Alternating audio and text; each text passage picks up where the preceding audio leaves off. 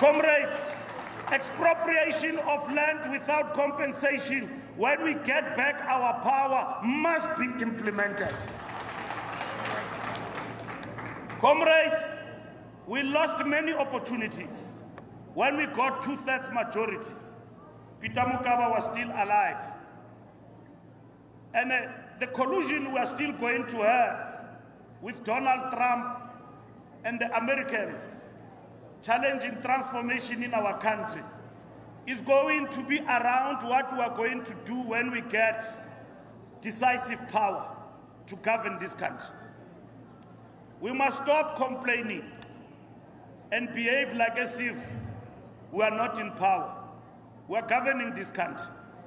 Terwyl die ANC beloof om jou grond te onteien sonder vergoeding, beloof AfriForum om alles binne ons mag te doen om hulle te stop.